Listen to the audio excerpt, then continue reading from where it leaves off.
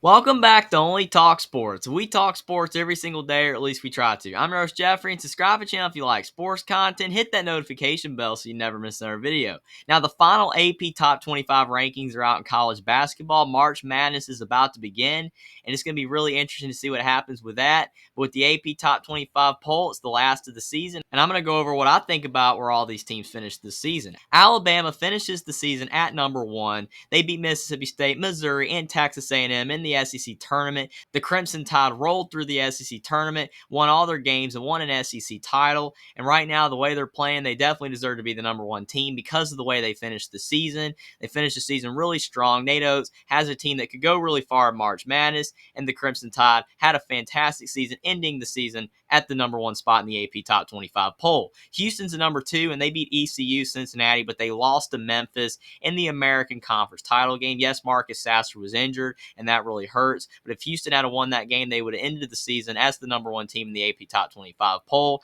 They fell short to Penny Hardaway's Memphis club, and unfortunately for Houston, they dropped to number 2.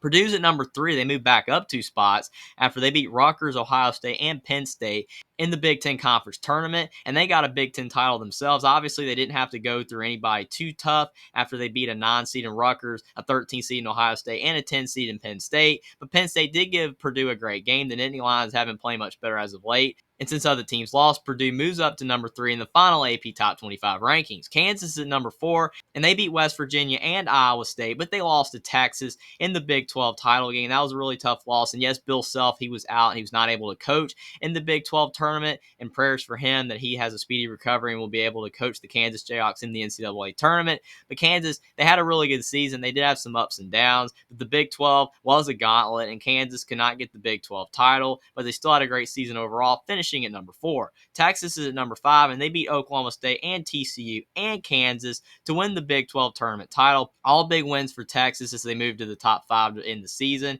They had a great year overall, and Rodney Terry did a great job to keep the Longhorns together after Chris Beard got fired. And Texas is definitely looking like they can maybe make a run in March Madness, and they have a great finish to their season, moving up to number 5 in the final AP Top 25 poll. Marquette's at number 6, and they beat St. John's, UConn, and Xavier to win the Big East Conference tournament. Shaka Smart has the Golden Eagles playing some of the best basketball of anybody in the country right now. They look ready for the NCAA tournament, and they finished the season at number 6 when they started the year way outside the top 25. And no one expected Marquette to be as good as they were this season, but Marquette definitely overexceeded expectations, and they had a great finish to the regular season, and they won the Big East Conference tournament. UCLA's at number 7, and they won against Colorado, and they won against Oregon, but they had a tough, agonizing loss to Arizona in the Pac-12 tournament title game. That was a really tough loss.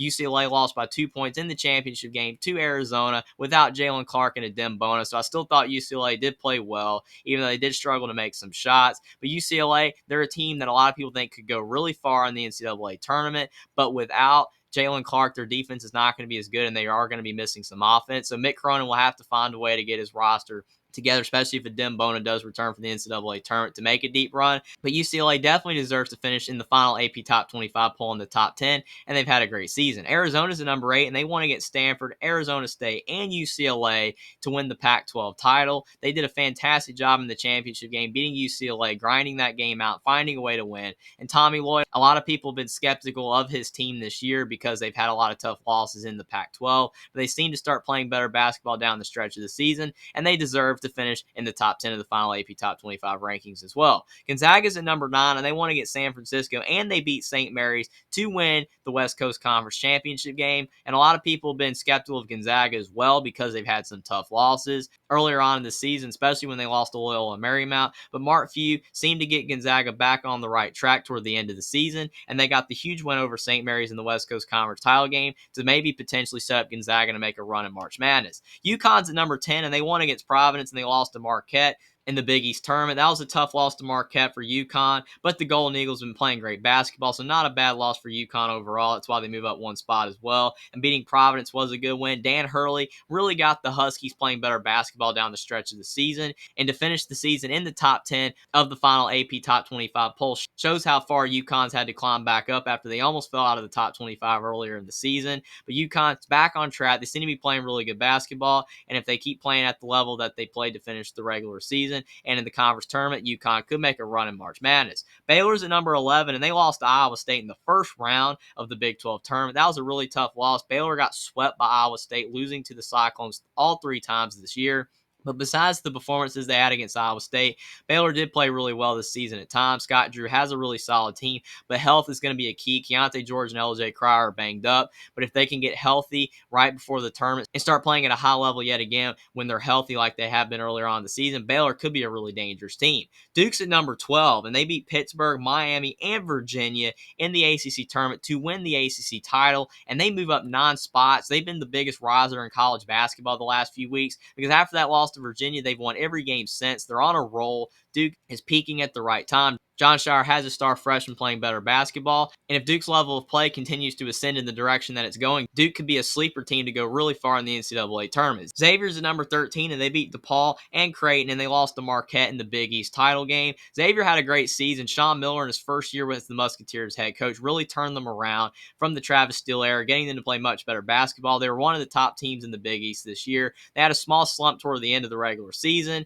but still, that was partly due to Zach Fremantle's injury. But Xavier is a great offensive team. They do have some defensive liabilities, but if Xavier can put up a lot of points in the NCAA tournament, they could be a team that makes some noise. Virginia's at number 14, and they beat North Carolina and Clemson, but they lost to Duke in the ACC title game. Virginia's a team that has no offense at times, and their defense is really solid, and Tony Bennett, and he has his team believing they can win grinded out low-scoring games, but if Virginia does not get more offense out of their team, then the Cavaliers could be a team that gets upset early in March Madness, but they're still a really solid team overall, one of the better teams in the ACC, but their offense is definitely struggling right now. Kansas State's at number 15, and they lost to TCU in the first round of the Big 12 tournament. Again, Kansas State is a great team. Keontae Johnson's had a great season, and he's been a great story for Kansas State, being able to play basketball after his collapse on the floor at Florida a few years ago. It's awesome to see him back out on the court playing at a high level in college basketball. Marquise Noel had a great season as well. And Jerome Tang's had one of the best first-year head coaching jobs of anybody in college basketball history, especially at a school like Kansas State. He's done a fantastic job, but the gauntlet of the Big 12 is tough, and losing to TCU in the first round was a bad way to go out, especially before the NCAA tournament. But Kansas State, if they can get that loss behind them, could be a team that makes some noise in March Madness. Miami's at number 16, and they won against Wake Forest, and they lost to Duke in the ACC tournament. Miami is a team that has great guard play. They do have a potential weakness in the post with Norchad Omier only being 6'7", even though he is a great player. But Miami, they have good guards in Isaiah Wong and Nigel Pack and so many other players. And in March Madness, they say you need good guards to go far in the tournament. So Miami could be a team that makes another run just like they did last year in the NCAA tournament. Texas A&M's at number 17, and they beat Arkansas and Vanderbilt, but they lost to Alabama in the SEC title game. Texas A&M is a team that has definitely overperformed expectations for what people had for the Aggies in the preseason. Buzz Williams has done a fantastic job. They play really tough defense, and their offense can be really good at times, but they ran into a buzzsaw with the Alabama Crimson Tide and definitely showed that Texas A&M is still a step behind some of the best teams in college basketball. But overall, Texas A&M is a team that's really solid and could have a chance to get some wins in the NCAA tournament. San Diego State's at number 18, and they won the Mountain West Conference title game, beating Colorado State, San Jose State, and Utah State in the title game to final way to win the Mountain West. San Diego State has looked like the best team in the Mountain West this year. Brian Dutcher has a lot of experience. He's had the Aztecs in the NCAA tournament several times, and he's a great coach. And overall, San Diego State has a team that's really good on both sides of the ball. And if they play as well as they did toward the end of the Mountain West Conference season, then I think San Diego State could be a potentially dangerous team in March Madness. St. Mary's is at number 19, and they won against BYU, and they lost to Gonzaga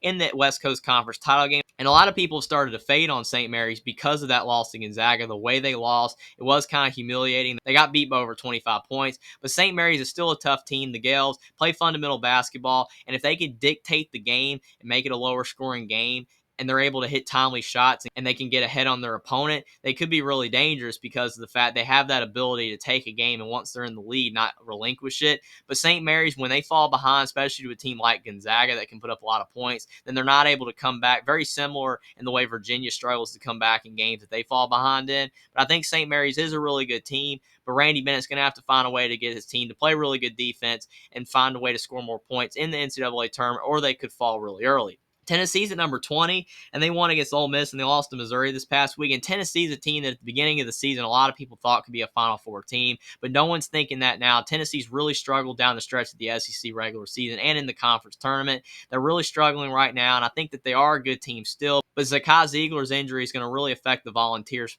play in the NCAA tournament because they don't have a point guard that can really run the team. And I think that Santiago Vescovi is a great player, but he's not going to be able to do it all. And if Tennessee cannot find enough offense in the NCAA tournament, then they could really bow out of the tournament early because of the fact they're not going to be able to keep up with other teams that are scoring a lot of points. But I think the Volunteers had a pretty good season, but Rick Barnes really needs a run in the NCAA tournament to help out his stature as a coach to potentially be in the Hall of Fame because that's definitely where he's lacked as a head coach. And Tennessee, if they don't improve, could definitely lose early yet again in the NCAA tournament. Indiana's at number 21, and they won against Maryland, and they lost to Penn State this past week. Indiana's a team that's been up and down after that win at Purdue. They've gone 2-2 since that Purdue win, and at times they've looked really good, and at times they've looked really poor. So Indiana's a team that needs more consistent play from players outside of Trace Jackson Davis to be able to go far in the NCAA tournament. Jalen Hood-Schifino is a great guard. He's definitely going to be a first-round pick in the NBA draft, but he's an inconsistent player in his own right. And a lot of the other players on Indiana's team are inconsistent overall. So if Indiana can find consistency from their whole roster, then Indiana could make some noise in the NCAA tournament. But if they can't find that consistency, then they could be a team that loses early. But they still had a great season overall. TCU's at number 22, and they beat Kansas State, and they lost to Texas this past week. TCU's a much better team with Mike Miles, and they showed that once he returned from injury.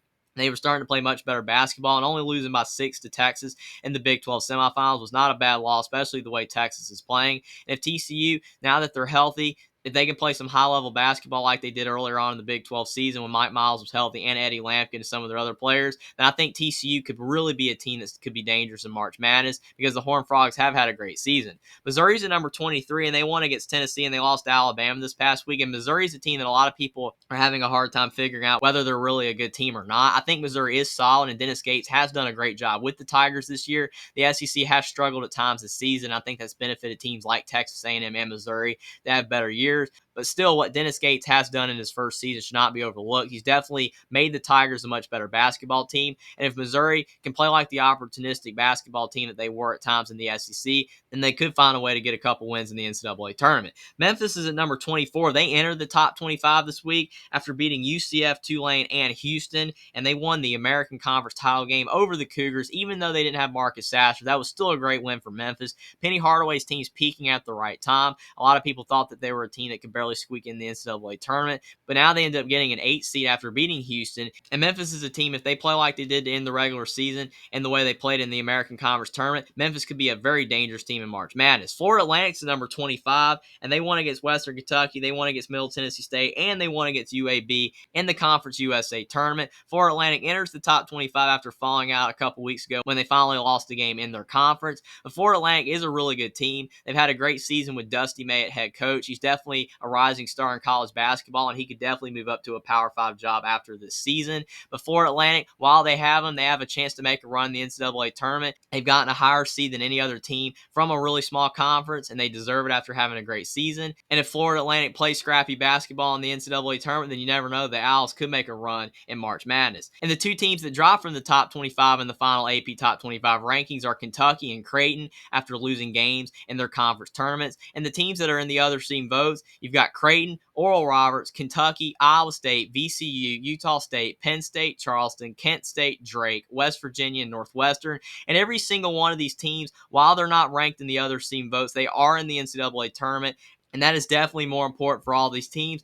And it's really going to be interesting to see how March Madness unfolds. And if your team is not ranked in the AP Top 25 rankings, but you're still in March Madness, then that's definitely all that matters. But if you're ranked in the AP Top 25 rankings and you're in March Madness, it's all the sweeter. But still, it should be a lot of fun watching the NCAA tournament the next few weeks, and I'm definitely looking forward to it. Subscribe to the channel if you like sports content. Like this video down below. Comment down below what you think about the final AP Top 25 rankings, and if the teams are ranked where you thought they'd be. And let me know what you guys think about the NCAA tournament bracket, and what's your thoughts on which teams can make a deep run in March Madness. Follow me on Twitter as well, and I will see you next time.